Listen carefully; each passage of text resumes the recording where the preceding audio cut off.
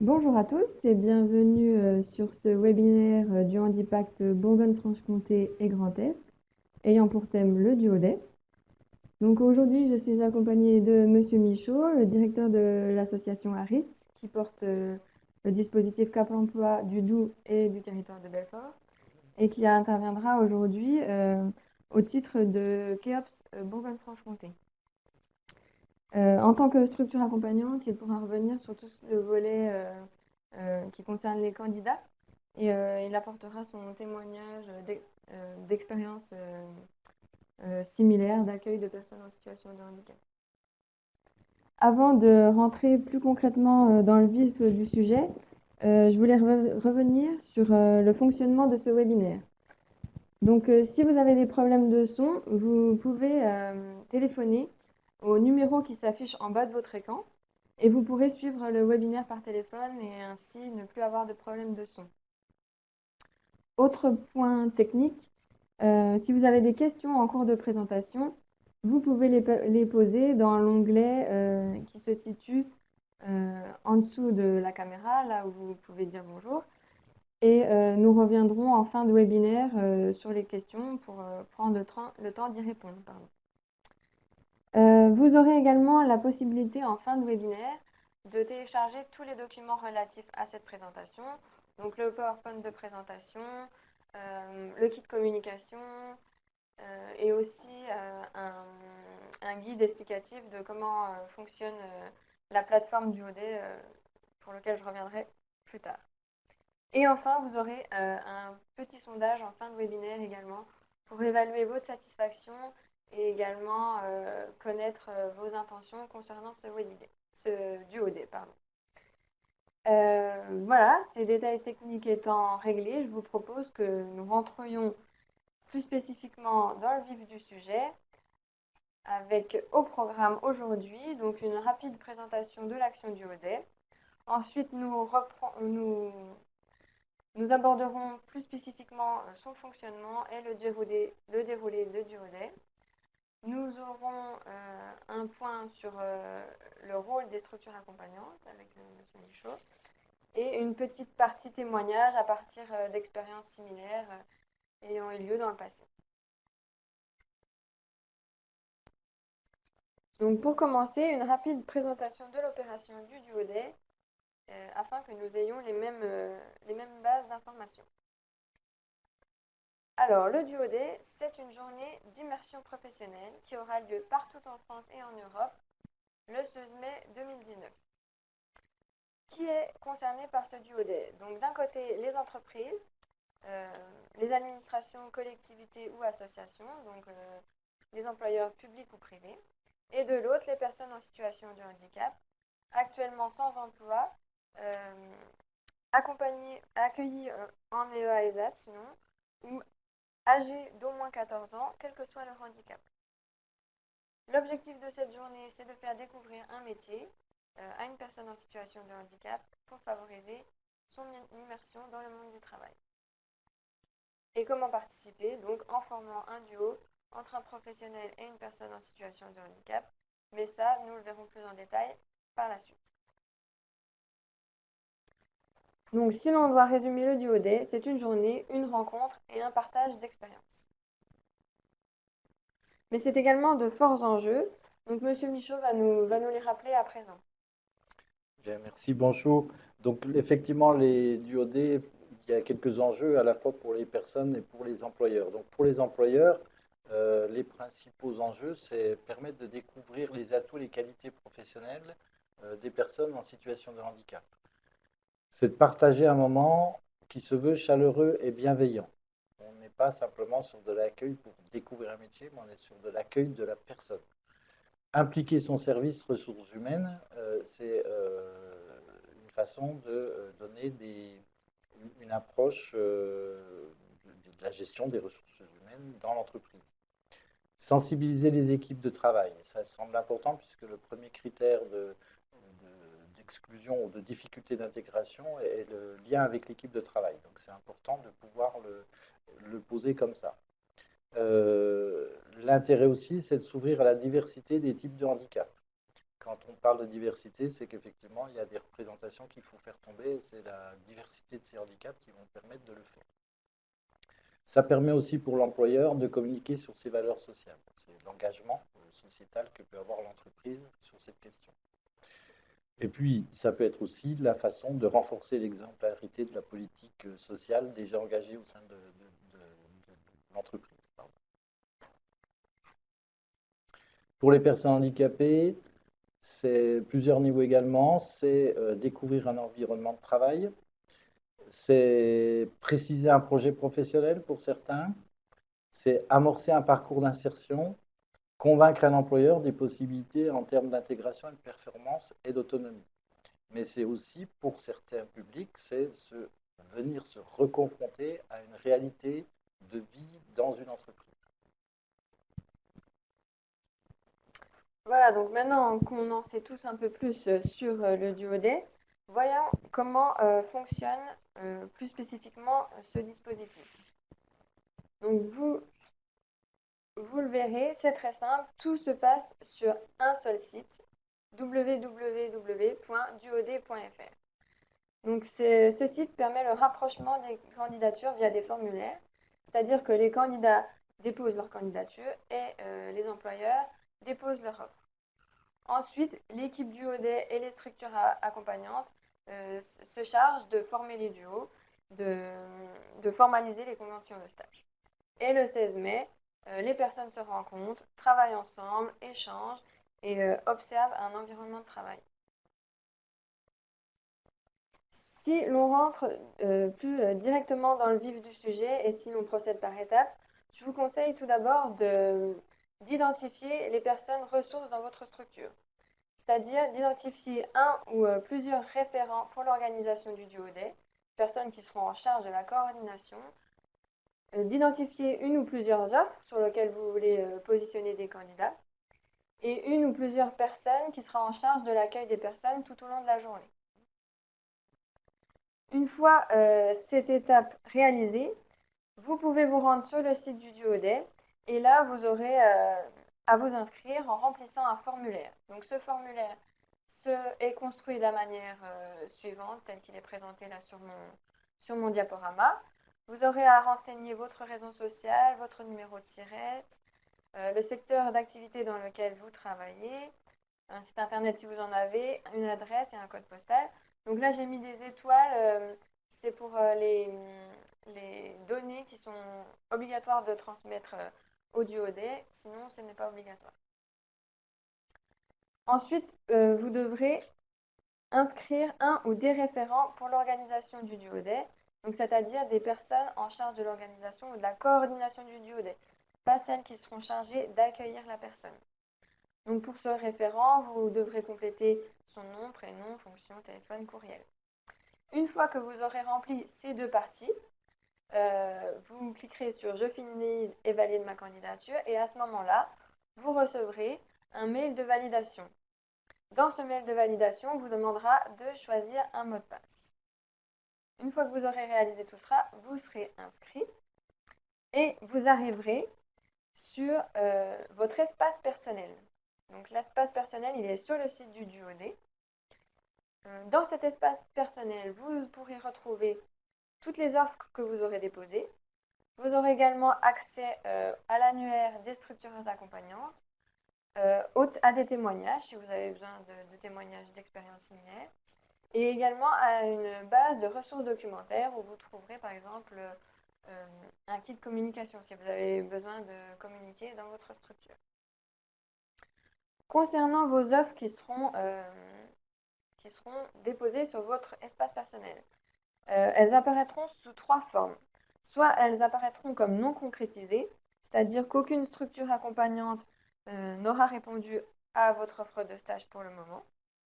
Elle pourra également apparaître comme en cours, Au moins une structure accompagnante s'est déclarée intéressée à votre proposition de stage et va vous contacter rapidement pour positionner un candidat. Ou elles apparaîtront comme concrétisées, c'est-à-dire que votre stage sera pourvu par un candidat et vous recevrez un stagiaire le 16 mai. Voilà. Pour votre information, je crois que les structures accompagnantes ont également accès à leur espace personnel et peuvent voir les offres. Donc c'est comme ça qu'elles peuvent se positionner sur certaines offres.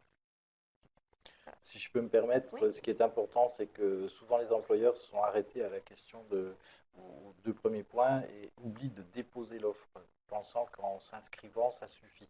C'est important, c'est bien de créer et de gérer une offre, sinon il ne peut pas y avoir de rapprochement ultérieur. C'est-à-dire qu'aujourd'hui, sur le site, on constate qu'il y a quelques employeurs inscrits, mais il n'y a pas d'offre de stage, donc ça veut dire que, enfin, de journée du OD.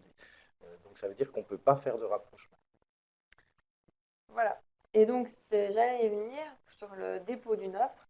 Donc, une fois que vous êtes sur votre espace personnel, en haut à droite, vous avez un onglet Ajouter une offre. Donc, c'est ici que vous devez cliquer pour ajouter cette offre et ça vous emmènera sur un nouveau questionnaire où il vous sera demandé plus spécifiquement quel poste vous proposez, le nom et prénom du parrain par rapport à cette offre, les heures de travail que vous souhaitez et les exigences particulières concernant ce poste de travail.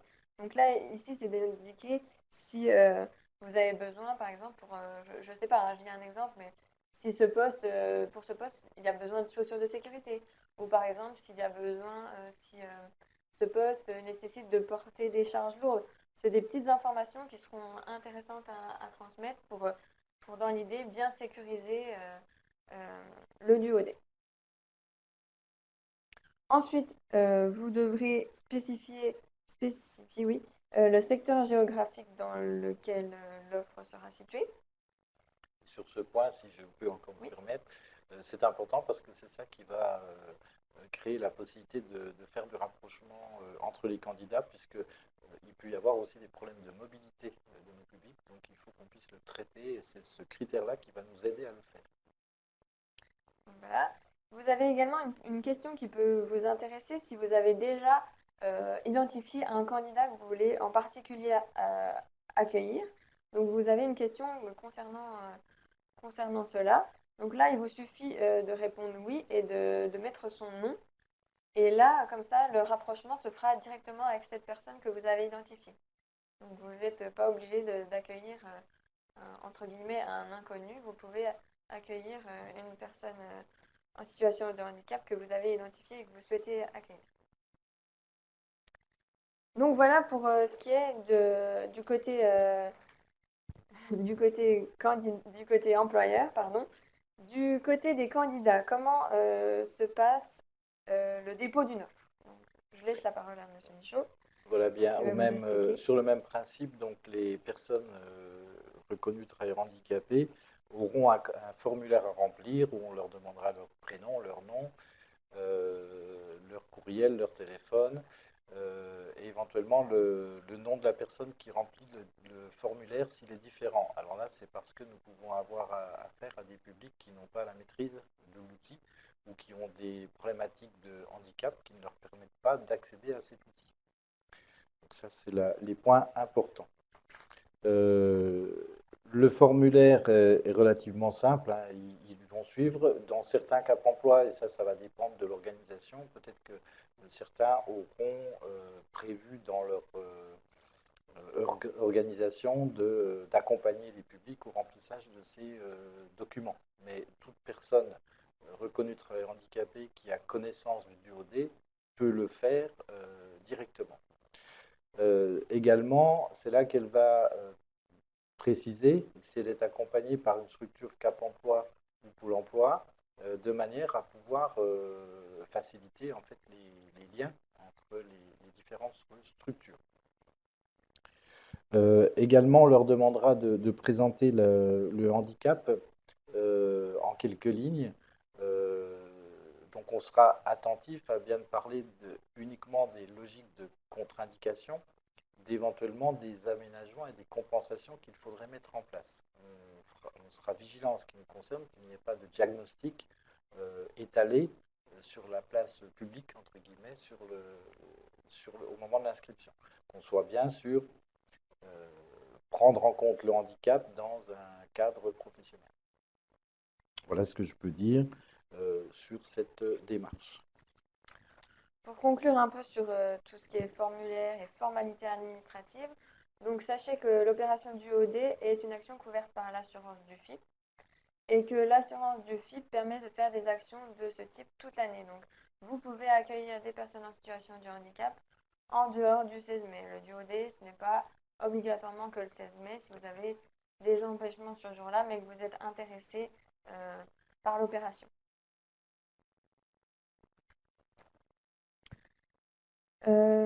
Maintenant, nous allons voir quel est le rôle des structures accompagnantes dans le DOD. Je vais laisser la parole à nouveau à Monsieur Michaud qui va nous en dire plus.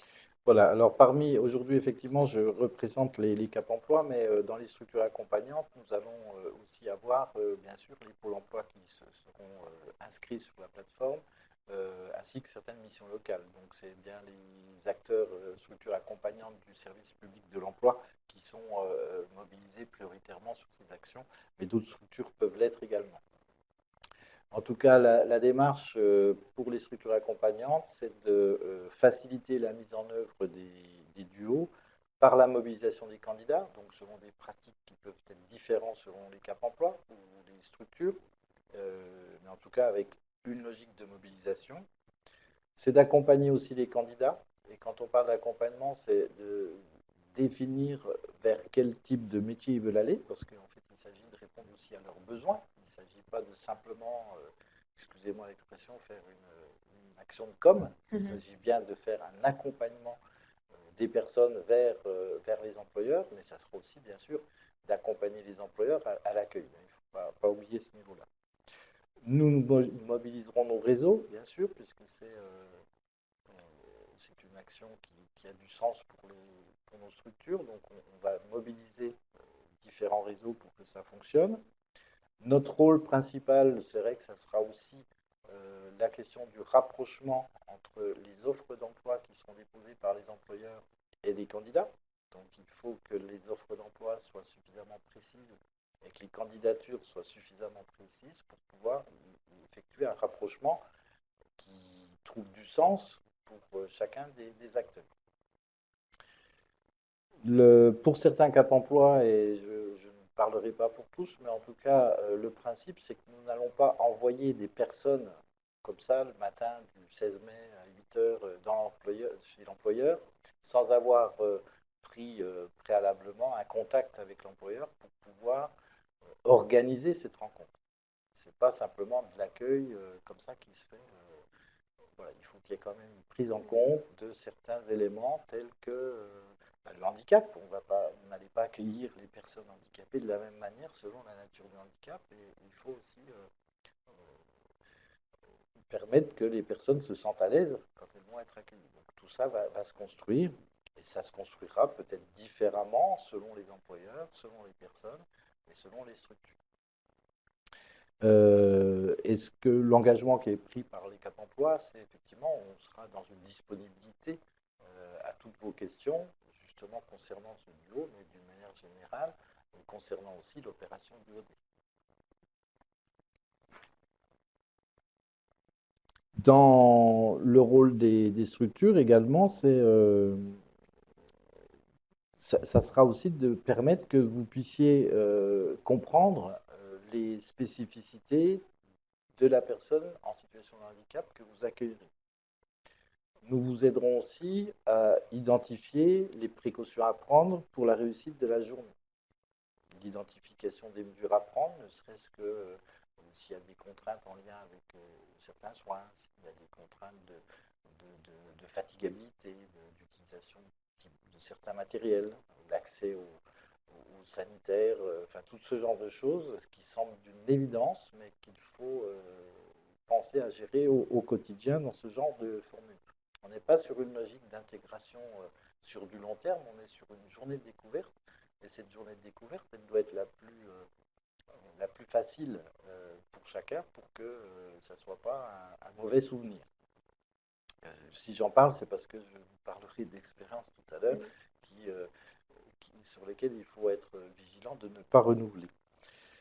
Euh, Ensuite, ce qui est important, c'est que nous aurons vraiment à travailler ensemble sur bien organiser cette journée avec des questions d'horaire, de savoir où la personne arrive, pas qu'elle se retrouve devant la porte, devant une grille fermée sur laquelle il faut un digicode et que la personne ne puisse pas l'utiliser. Enfin, c'est tous ces petits détails du quotidien qu'on gérera avec vous. Il s'agit pour nous, effectivement, d'accompagner la réussite de tout cela. Donc voilà pour ce qui est du rôle des structures accompagnantes. J'ai vu qu'on avait eu quelques questions, donc on va prendre le temps de les lire et d'y répondre. Donc tout d'abord, une question d'Alison Crouet. Est-ce qu'il y a une convention type pour les stagiaires? Je ne sais pas si vous avez entendu parler d'une convention type. Nous, on s'est renseigné. A priori, il y aurait une convention qui sera téléchargeable prochainement sur le site du DUOD. Donc l'information qu'on a effectivement, c'est ça, c'est que pour l'instant, on rentre les informations et dans les dernières semaines enfin, les semaines précédant le 16 mai, il y aura des attestations qui seront complétées, mais qui seront justement complétées à partir de la création des duos. C'est ça, ça va se faire automatiquement quelque part. Nous avons une autre question de Cap Emploi. Qu'est-ce qu'il est attendu de la part de Cap Emploi en amont de la mise en œuvre du duo au sujet de l'assurance, le cas échéant au sujet du CERFA? Ben, c'est un peu dans la même chose. En fait, nous, dans la mesure où nous avons à accompagner les candidats à s'inscrire, mais aussi les employeurs à s'inscrire et créer les offres, comme nous aurons à charge la question du rapprochement entre l'offre et le candidat et l'employeur, les choses dans l'outil du OD vont se construire automatiquement. C'est quand les Cap emploi vont, ou les Pôle emploi ou missions locales vont faire un rapprochement entre l'offre et le candidat, et bien les outils vont se créer au fur et à mesure derrière dans le site qui est dédié au DOD. Ok, très bien. Okay. Oui, oui. Il y a des personnes en train d'écrire, donc peut-être qu'il y en aura encore d'autres questions. On peut attendre encore peut-être une minute que ces personnes finissent. Alors, une autre question. Faut-il un éducateur, entre parenthèses, ESAT, qui accompagne un travailleur handicapé sur son lieu de stage? Alors, l'exemple que nous avons, j'en parle parce que nous avons travaillé avec certaines structures ESAT ou EA dernièrement sur les départements. En fait, ce n'est pas forcément sur les postes en production qu'il y aura le plus d'orientation, mais ça peut être sur les postes de moniteurs qui peuvent être le plus sollicités. Nous serons vigilants enfin, pour ce qui est des Cap emploi en tout cas, c'est que notre public est plutôt un public qui est un public orienté vers le milieu ordinaire de travail. Et le fait d'orienter ces publics vers les ESAT, par exemple, ou les EA sur des postes de production peut être un peu contre-productif par rapport à ce qu'on attend. Donc, on sera vigilant, on prendra toutes les options, mais on sera vigilant de voir à quel type de public cela peut correspondre.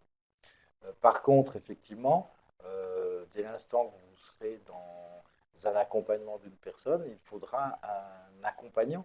Mais c'est vous qui déciderez si c'est un éducateur ou un autre professionnel qui le fera.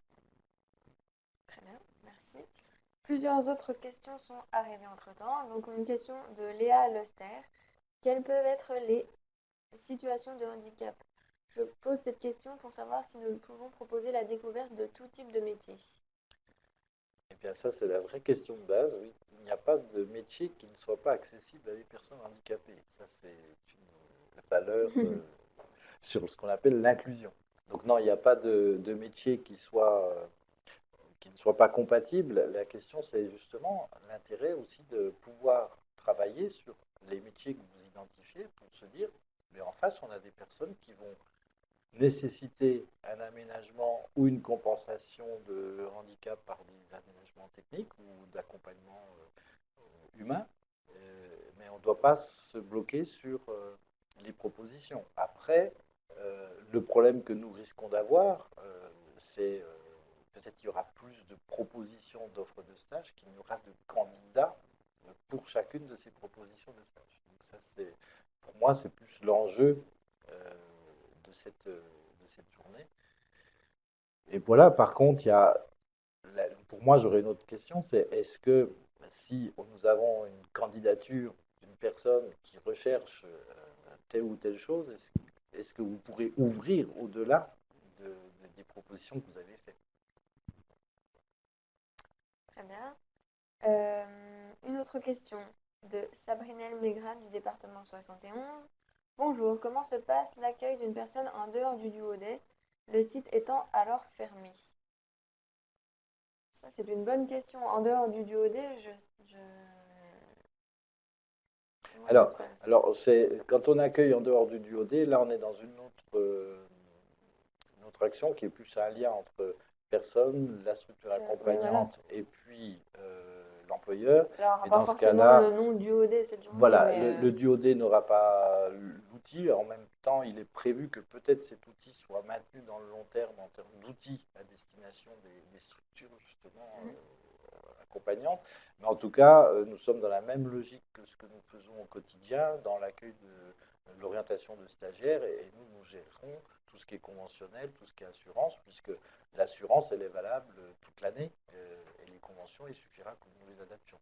Donc c'est bien la relation entre l'employeur, la structure accompagnante et la personne qui vont permettre de le construire. Mais ça, c'est de la construction du quotidien. après, je pourrais me renseigner auprès des organisateurs du duodé, savoir si le site sera bien fermé ou s'il sera maintenu toute l'année pour savoir si l'appellation duodé pourra être conservée pour une autre journée. Mais L'appellation du OD va rester, voilà. sauf que effectivement, après, c'est une question de comment le site va être mis entre les mains de tout le monde au quotidien. Au quotidien, oui, exactement. Une autre question de Karine Muller du rectorat de Strasbourg. Je n'ai pas bien saisi si le duodé est un dispositif émanant du FIP. Non. Alors non, c'est un dispositif national, hein. C'est pas que pour les C'est même employeurs européen publics. à l'origine. Il a été pris en charge en France, par tout ça.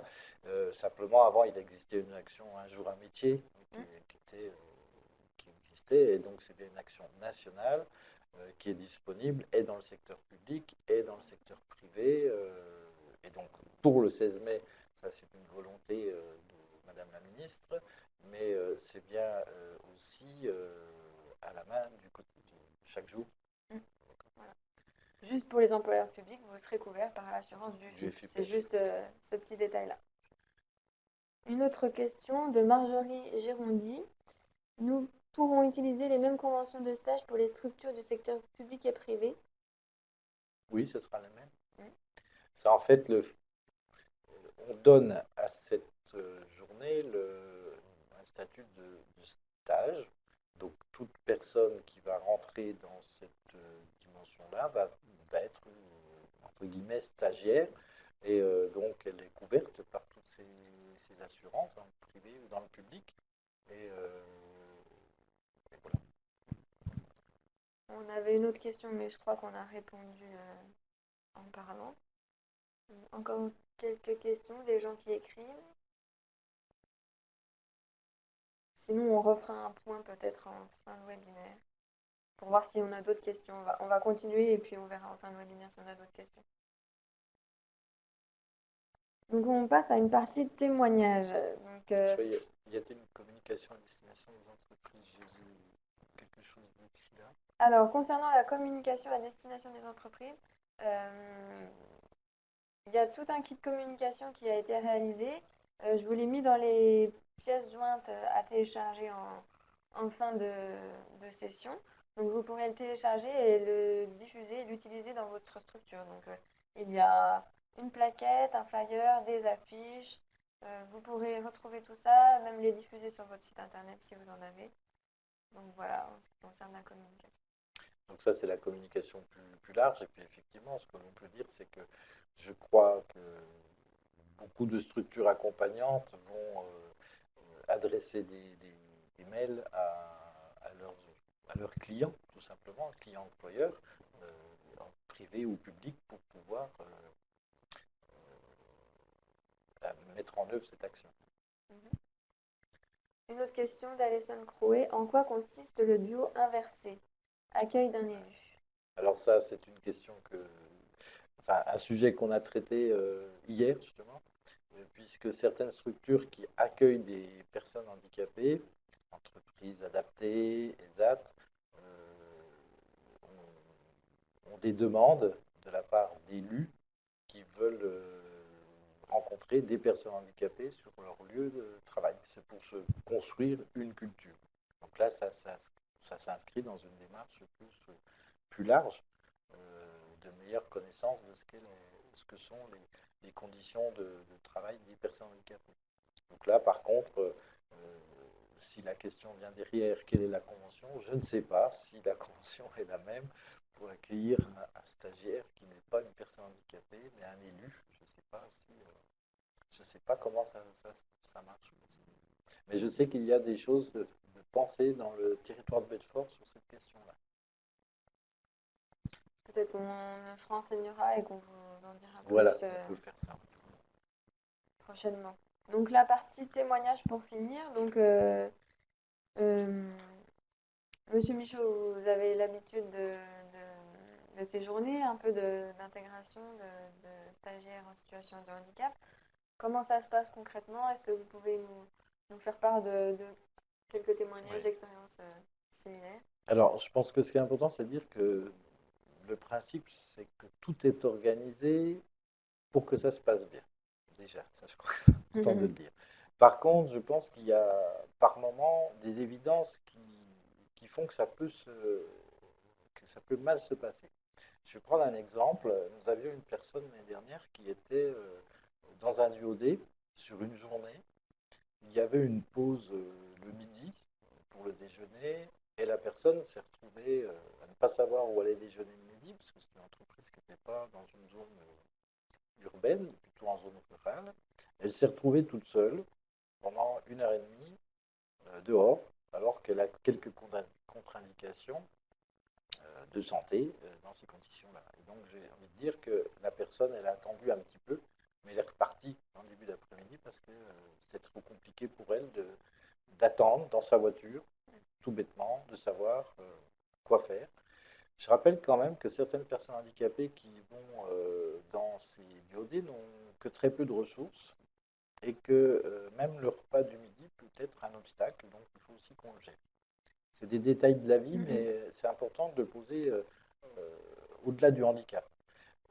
C'est vraiment des expériences où la personne qui va se porter référente ou accompagnante pendant la journée soit bien convaincue qu'elle a un rôle de tuteur, de parrain.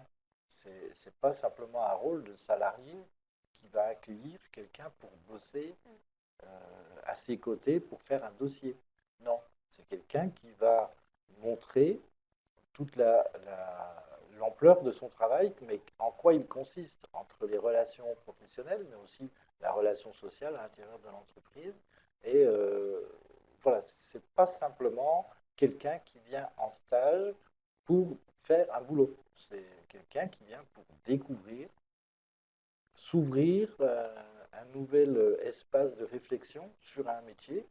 Et elle n'a pas d'enjeu sinon d'être bien accueillie. La notion de l'accueil est importante pour moi dans cette journée-là parce qu'on n'est pas sur une demande d'emploi derrière forcément. Ça peut être une opportunité, mais ce n'est pas ça. Il y a des personnes qui aujourd'hui se reconstruisent psychologiquement, physiquement, on va dire aussi, pour pouvoir renouer avec le monde du travail. Et cette journée doit aider ces personnes à se remobiliser autour de ça. Pour certaines, c'est clair, ça sera des découvertes de métiers. Découvrir un métier dans le sens où j'ai envie de faire ça, mais tout le monde me dit depuis des années que je ne peux pas parce que mon handicap ne peut pas. Mais si on est dans une logique où on peut se dire que les parcours des personnes handicapées sont parfois des situations uniques, on peut accueillir une personne sur quelque chose qui apparaît pas forcément réaliste au départ. Mais on a tellement de situations de personnes handicapées qui réalisent des parcours impressionnants par rapport à qui ils sont et ce qu'ils vont devenir professionnellement, qu'on peut s'autoriser aussi à avoir un large esprit sur cet accueil. Je pense qu'il ne faut pas être simplement sur l'emploi qu'on propose. Oui, On est c'est dans ça. une découverte, dans l'envie de faire quelque chose avec quelqu'un, de partager quelque chose. C'est pas une colonie de vacances non plus, mais ça ne doit pas être simplement Du professionnel. travail, oui. C'est un moment convivial, comme Voilà, on l'a tout dit à au fait, début. tout à fait. Il doit y avoir du plaisir pour la personne d'être accueillie, il doit y avoir du plaisir pour le référent, le tuteur d'accueillir, et ça doit trouver du sens pour l'entreprise que d'accueillir quelqu'un un jour-là. C'est pas non plus du misérabilisme ou de la pitié ou de se sentir bien d'avoir fait un acte de bonté. C'est vraiment, on parle d'inclusion. C'est quelle est notre place à chacun dans ce monde où il y a des différences. C'est accepter les différences, les reconnaître et en faire parfois des richesses aussi. Faire progresser aussi quelqu'un dans son parcours Tout à professionnel. fait. Tout à fait. Donc voilà, merci pour cet échange sur vos expériences. Sachez que sur le site handicap.gouv, vous avez également, que je vous ai indiqué sur le diaporama, de nombreux témoignages vidéo que vous pouvez aller regarder si vous voulez plus de témoignages. Je voulais rappeler en fin de présentation que l'action du OD est une action fortement portée par la secrétaire d'État chargée des personnes handicapées, Madame Cluzel, que l'année dernière, en 2018, 4000 duos avaient été formés et qu'en 2019, son objectif était d'atteindre les 40 000 duos. Donc c'est un objectif fort, mais que nous allons tout mettre en œuvre pour atteindre. Et que cette action va également bénéficier d'une assez forte couverture médiatique. Donc il peut être intéressant de profiter de cette couverture pour valoriser ou mettre en lumière un peu toute votre politique handicap que vous menez tout au long de l'année.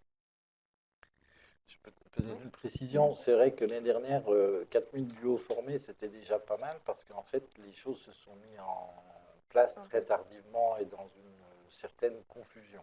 Je vais dire les choses comme ça. Cette année, on s'y prend maintenant pour le mois de mai, pour le 16 mai. Je me permets de dire qu'effectivement, il est important que nous ayons les offres de stage d'accueil le plus rapidement possible de la part des employeurs. Pour autant, et compte tenu de nos publics, vraisemblablement, l'information sur l'accueil de personnes dans le cadre de ces duos ne pourra pas être posée avant le début du mois de mai. Pourquoi? Parce que les parcours des personnes, ils se modifient au jour le jour et on ne peut pas mobiliser à 2 mois une personne sur une journée. J'espère pour certaines personnes qui aujourd'hui, quand elles s'inscrivent sur le duo du 16 mai, seront déjà dans des situations d'emploi ultérieures ou de formation qui soient, que le duo doué ne soit pas une fin en soi en termes de projet. Merci pour ce complément.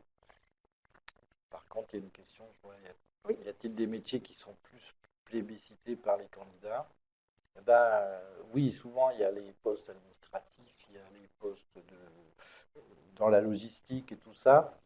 Des postes d'encadrement, il y a peu, puisque ce n'est pas forcément le public. Euh, Par contre, je pense que le DOD peut être l'occasion pour certaines personnes d'oser faire une demande d'un métier particulier.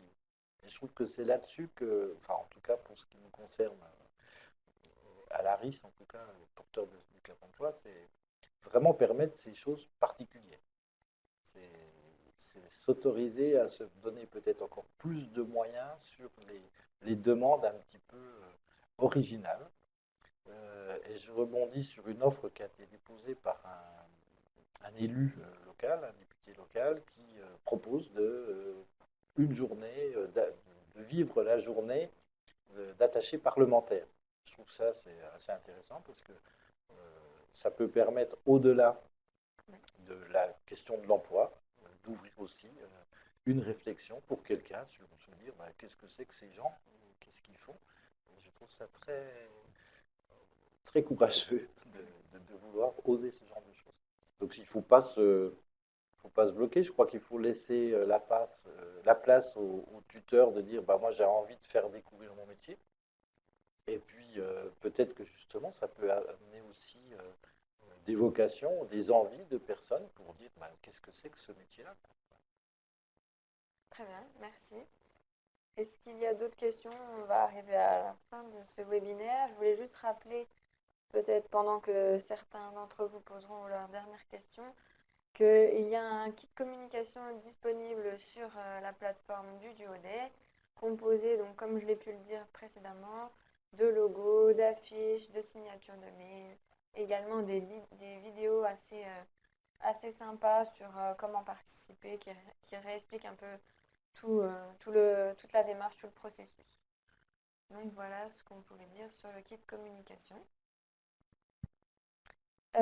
Pour finir, je voulais également vous communiquer les contacts de l'équipe en charge du Duodet au niveau national. Donc il y a un numéro vert qui a été mis en place et l'appel est gratuit si vous voulez contacter. Il y a également une adresse mail pour les joindre. Et sinon, je voulais vous communiquer nos coordonnées également si vous avez des questions à nous poser. On reste disponible au-delà de ce webinaire, il n'y a pas de souci. On prendra plaisir à vous répondre. Donc j'ai vu qu'il y avait d'autres questions. Ah non, ce n'est pas une question. La possibilité de suivre le webinaire par téléphone est un réel plus. Merci. Merci à vous de l'avoir suivi. S'il n'y a pas d'autres questions, je vais passer à la diapo finale, au petit questionnaire qu'on vous a mis en ligne. On reste disponible pour répondre encore aux questions pendant quelques minutes, il n'y a pas de souci. Donc vous avez un questionnaire de satisfaction, on vous demande si vous êtes satisfait de ce webinaire et également quelques questions pour savoir vos intentions concernant ce Duodet le 16 mai prochain. On vous rappelle également les prochains rendez-vous du Handipact, donc des webinaires, aussi des temps d'échange de pratiques. Donc une en Grand Est à Tomblaine, à côté de Nancy, sur la rencontre avec des experts pour compenser le handicap en milieu professionnel. Une journée à Dijon le 28 mars sur les troubles 10. Voilà. Et des journées de DOETH, donc comment remplir sa déclaration d'obligation d'emploi des travailleurs handicapés qui aura lieu un peu partout en région. Donc n'hésitez pas à vous rendre sur le site du Handipact pour vous inscrire à ces prochains rendez-vous. Sinon, vous avez également un onglet pour télécharger des documents, donc le kit communication, le guide utilisateur pour l'espace personnel dont je vous ai parlé pendant la présentation. Je vous ai rappelé également tous les liens utiles, donc Duodet, Handipact, le site du FIP. Et voilà, je pense qu'on a fait le tour. Est-ce que d'autres questions sont arrivées? Pourriez-nous, SVP, disposer du PowerPoint? Donc oui, le PowerPoint, il est dans les documents à télécharger, juste à côté de l'onglet vos messages, vos questions. Documents à télécharger, présentation webinaire du ODE, donc c'est le PowerPoint en PDF. Voilà. On reste encore disponible 2-3 minutes si vous avez des questions. Et sinon, je vous souhaite à tous une bonne journée et je vous dis à bientôt. Merci. Merci.